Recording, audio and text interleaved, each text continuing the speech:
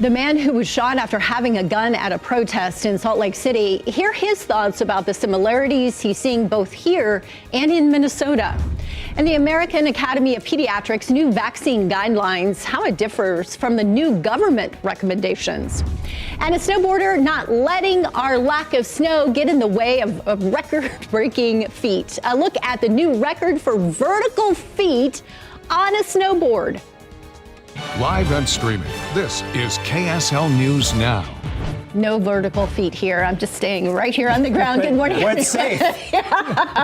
Good morning. I'm Lori Pritchard. We'll get to all of that in just a bit. Brian Carlson, though, is watching our traffic for us this morning on this Tuesday. And Matt Johnson, we wish we had the snow that was in Texas, Florida, Mississippi. These are states that don't get snow. Yeah, and they're beating us. Not only have they received more snow than us in general, but there is more snow headed there and less here over the next 7 to 10 days. There's another round of Arctic air. Spread the wealth, people. Come on. Come on now. And, we've got a very quiet day ahead of us. Wednesday, a little clipper system tomorrow. And then guess what? We've got more mild weather headed in for the weekend. So you guessed it. Persistence is the number one rule to forecasting. What has happened will happen. And we know that patterns repeat themselves, especially in a winter season like this. The hope is we can turn the corner and get some storms in here mid to late February is what it's looking like. 28 in Fillmore, 25 in Salt Lake, and 15 in Ely. Your forecast today, start in the 20s, 30s mid-morning, 50s by afternoon, 40s by afternoon. But, 48, that's only 2 off from 50, so why not? Just crazy.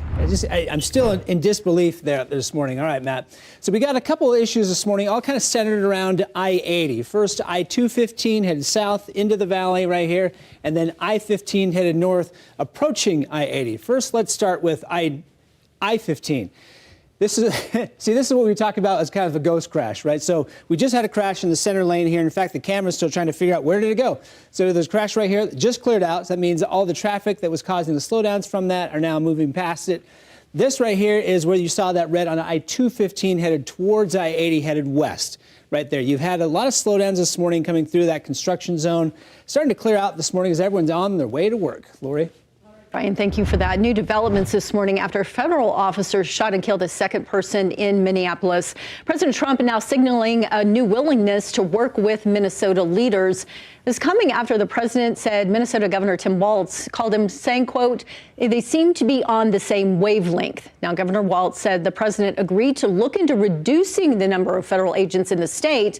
This comes as sources say that top Border Patrol official Gregory Bovino is expected to leave Minneapolis, and that the president has dispatched his border czar, Tom Homan, to take charge of ICE operations there. And many Republican leaders are calling for an independent investigation into that shooting as officials debate how DHS has described the incident and handled public concerns. Some of Utah's Republican delegation offering their own thoughts. For the first time since the shooting, Republican Congressman Blake Moore posted a statement on the matter saying this: after seeing several angles and with my relatively novice eye and understanding of use of force guidelines, this clearly requires an in-depth investigation. He added, quote, in my review, I didn't see anything that supported the characterization of Alex Preddy brandishing a firearm. Utah Senator John Curtis has been outspoken since the news of the shooting. He has written, quote, we must have a transparent, independent investigation into the Minnesota shooting, and those responsible, no matter their title, must be held accountable. He added, I disagree with Secretary Noem's premature DHS response, which came before all of the facts were known and weakened confidence. I will be working with a bipartisan group of senators to demand real oversight and transparency. And as we continue following the deadly shooting in Minnesota, we're hearing more reaction from protesters here in Utah. KSL spoke with Arturo Gamboa, the Salt Lake City man who was shot during the No Kings protests last summer, and how the violence is shaping the national conversation. News specialist Tyrese Boone joins us live with what he's saying. Tyrese. Good Good morning. Gamboa is saying moments like this are changing the way people perceive protests going forward. He says emotions and also tensions are at an all-time high during times like this. Arturo Gamboa was shot during a protest in Salt Lake City last summer and later cleared by police of any wrongdoing. Now, as investigators work to piece together what happened in Minnesota, including the shooting death of Alex Preddy, Gamboa says violence like this often becomes a turning point, pushing conversations into the public spotlight. Once a phenomenon hits your living room, then you have more of an understanding of the intensity of it. If you dare to struggle, you dare to win. And if you don't dare struggle, then you don't deserve to win. Now, Gamboa says that hopefully with the situations around these shootings, people become more vocal, stand up, and decide to ask for change. Reporting live from Salt Lake City, Tyrese Boone, KSL 5 News. Back to you guys. All right, Tyrese, thank you for that. Meanwhile, tensions remain high in Minnesota. Protests happening across the country. And stick with KSL as we bring you the latest on this developing story on TV, online, and on our free KSL Plus app. Violent videos like the ones coming out of Minnesota can pop up on our social media feeds, often without warning. Mental health doctors say there is help available if fear or anxiety starts impacting your daily life. Find someone to talk to, process with, and that may be a therapist. You may need to go talk with someone who professionally can be able to walk you through that. Doctors say while it's important to stay up to date on current events, it's also okay to take breaks from social media. You can also call or text the 988 crisis hotline to connect with trained counselors any time of day. All right, let's get back to Matt Johnson on this Tuesday morning. Matt, gorgeous shot behind you. I mean, we are experiencing the cold temperatures, but not the snow that should come with it. Exactly. And we had a ton of rain in October, and then we just shut things off. And any storm that's come after that point has been on the mild side. So a lot of the storms we've seen has come in the form of rain. You can see AJ Rich here out at Utah Lakes. Some of these marshland grassy plants and even Phragmites mentioned here, amongst light ice, really thin ice starting to take form here. And that's a good sign for a lot of photographers and folks that like to get out on the icy lakes. But mind you, it's really thin right now, so I wouldn't venture out just yet. Current radar revealing some clouds in eastern Utah, and that's all I have for you. We're going to go for 48, mostly clear today. 45 in Ogden, mostly clear skies. St. George, mid-50s. Mild weather expected across the state. Now, Salt Lake City may just be getting into the 50s. I'll show you when and when we might see a little rain snow activity. Looking forward to it. At least we got something out there. All right, let's take a look at your morning drive here in Tooele. You've got the biggest slowdown out there this morning. Look at this long line of cars just all at a standstill. This is everyone on SR 36 coming in, trying to get onto I-80 this morning into the Salt Lake Valley. And it's just been slow and go out there today. So I'll give you a look at the drive times right there. Oh, let me as well. Once you get into the valley right here, I-15 through Sandy right now, traffic picking up, but it's pretty good. Comparison here for you between the two. Provo to Salt Lake, they're okay. Tooele still seeing those slowdowns. It's been that way all morning long here, Lori. All right, Brian, thank you. Well, in December, police say a West Jordan mother violated her custody agreement and took her 4 children overseas. Now their father says he has found them in an orphanage in Croatia.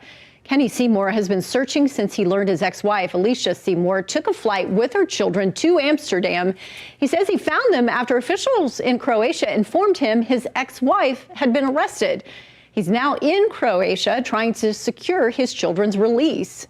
It's involving more attorneys and translator fees and, legal steps than I ever thought. Seymour says he's not sure why his ex-wife is being detained. He says Croatian police will not release the children until documentation is secured and checked. And this morning, a house in Logan now has a gaping hole after a car ran right through it. Here's the video right here. The Logan City Fire Department says it happened just after 5 o'clock last night in North Logan. Several crews responding to this crash. The driver is said to be okay. No one inside the house was hurt. We've not been told what might have led up to the driver crashing right into the side of that house. In Salt Lake City, police are investigating a possible DUI crash. It happened last night as a vehicle was traveling eastbound on North Temple, just west of Main Street. Officers say the driver, a woman in her mid-30s, hit the median and flipped the car on its side. She was the only one inside the car. No injuries were reported. Nearly a year after a mother and her son were shot and killed inside their Saratoga Springs home, we're now getting more information in newly released police documents. Still, police have made no arrests nor named any suspects in the case. The search warrants say gun residue was found on clothing worn by Jessica Lyman's 15-year-old son. Documents also outline a network of friends the boy has online and how he's been known to spend up to 15 hours each day on messaging apps. Some of the messages discussed include the double murder case. As of October, detectives have not been able to interview the teenager. In November, police told us they are still actively investigating the case. New developments in the upcoming murder trial for Corey Richens. Her attorneys claim the prosecution is threatening witnesses. They want a judge to require them to turn over all messages with witnesses in the case. Richens is accused of killing her husband in 2022. Jury selection and the trial are scheduled to begin next month. I and so many legislators have no interest in cutting DSPD. On Monday, Utahns with disabilities marched at the state capitol for Disability Advocacy Day as lawmakers consider a proposed 10% budget cut to disability service providers. Advocates say those cuts could seriously harm services that are already underfunded and push more people towards institutional care. AI experts are supporting a new bill to crack down on AI safety in the state legislature.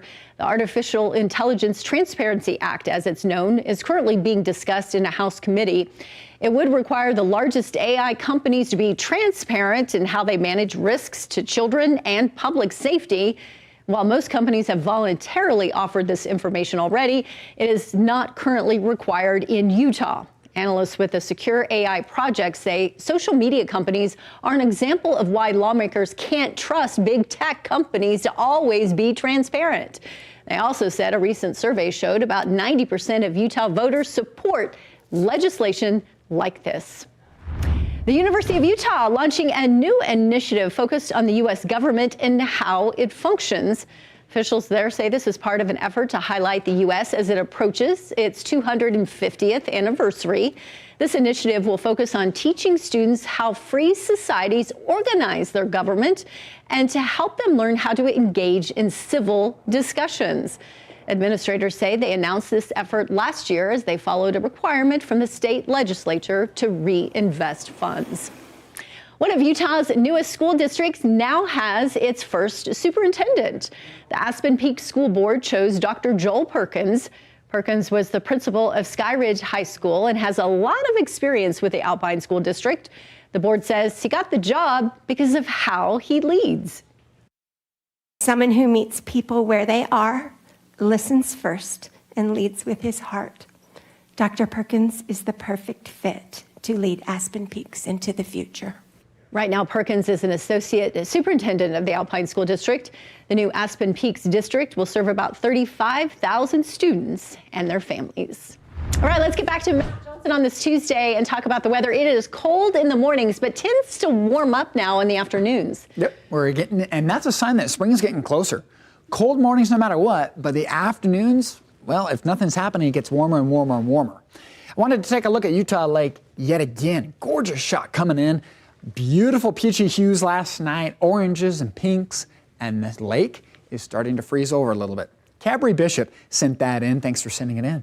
Okay, reservoir levels, how are we doing? Well, Bear Lake up at the northern tip, 61%.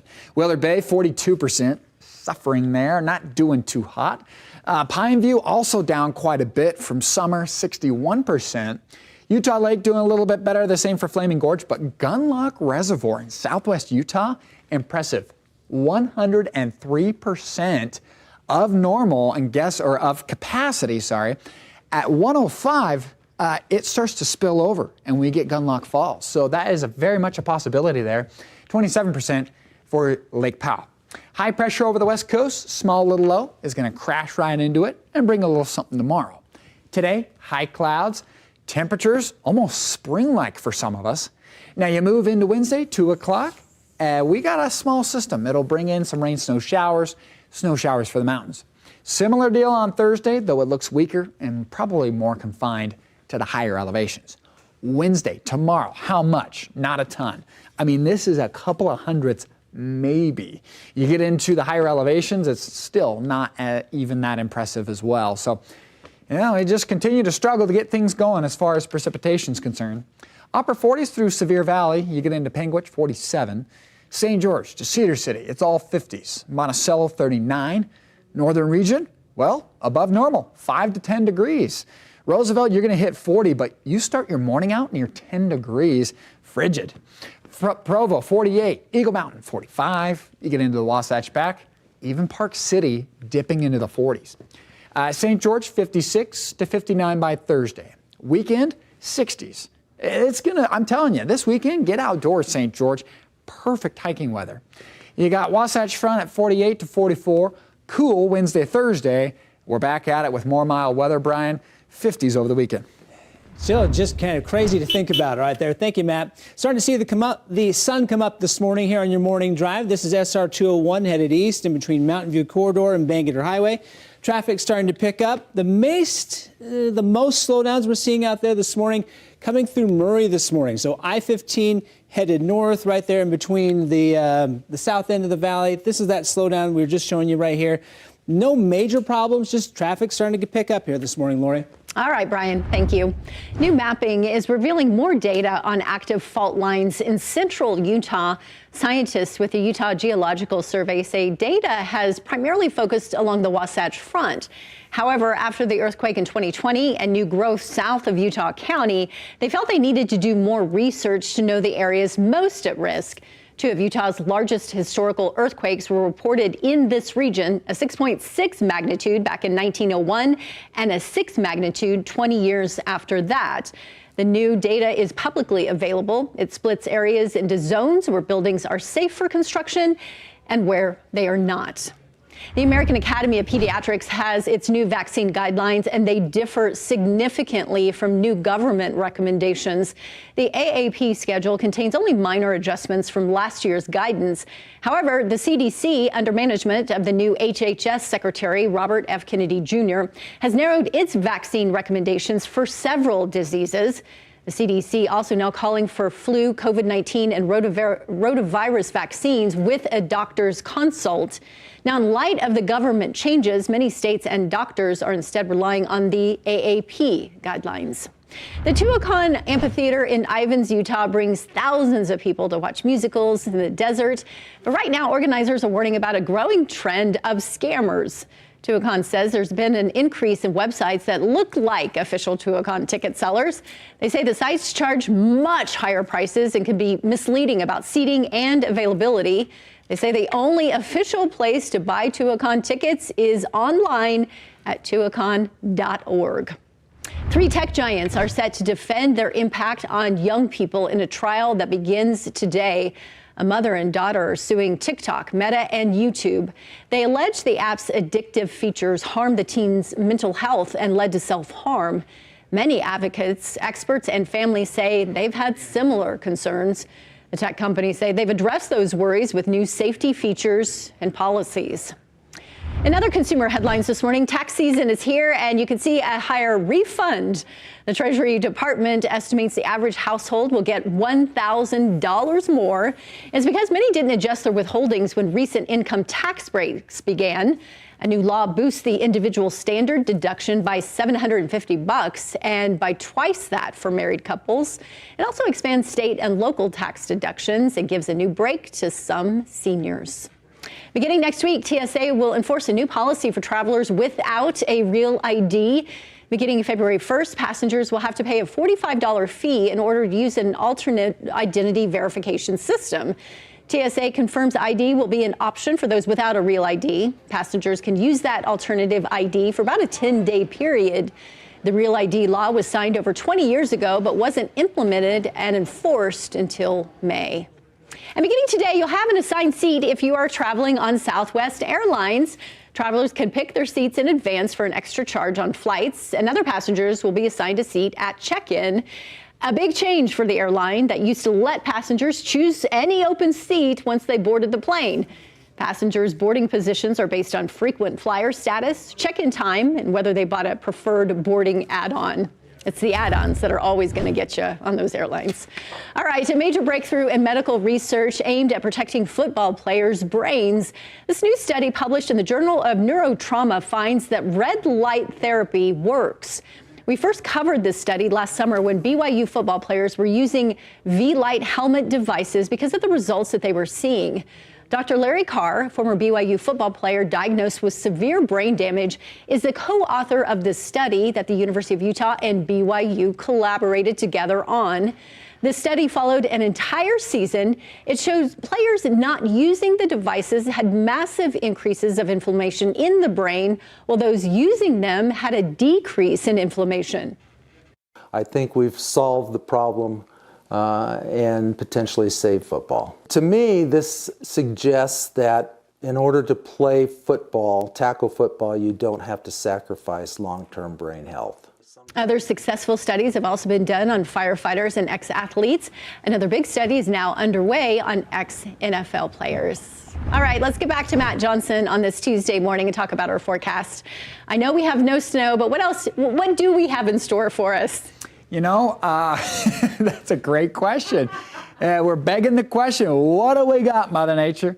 Old man winter not showing up, but I've got clear skies out there. The biggest change we've seen in the last 2 weeks, well, that's that the inversion has been broken. But though there is some haze to be found still, you can see some of these air quality sensors starting to pull over to the yellow. That's moderate air quality, but silver lining, I guess what's coming up the pike here is that we've got a small system tomorrow. Wednesday, I've got mostly cloudy skies, little clipper system. We're going to keep us in the mid-40s, and it could produce a couple of rain, snow showers. Another small system on Thursday, but I've left that mostly cloudy, Brian. So, hey, if we can do anything this winter, let's just try to keep the inversion out of here. Do what we can right now. The tough part is you have all these cars on the road here, and especially when you're stuck in traffic like this in Tooele, that's not making anything any easier. So this is probably our biggest traffic trouble spot here this morning. So coming in on SR 36 from Tooele, trying to get onto I-80, look at that long line of cars. And once you get out from Lake Point, headed towards I-80 right through there, you're still stuck in those orange cones. As far as drive times this morning, that's still the one where you're behind everybody else out there today. All right, Brian, thank you. All right, let's talk sports. So far, 81 athletes set to compete in the Olympic Games have ties to the state of Utah. The Utah Sports Commission says this list could still grow as international teams finalize their Olympic rosters. Regardless, the commission says they can't remember another Olympics with so many Utahns competing, and that success didn't come by accident. It's fun to see. I mean, hey, we deserve it. We've invested so much as a state, the citizens, all the venues, all the great partners here. U.S. ski and snowboard, U.S. speed skating, U.S. biathlon, and U.S. climbing now call Utah home. And one snowboarder didn't let Utah's lack of snow get in the way of a huge goal he set.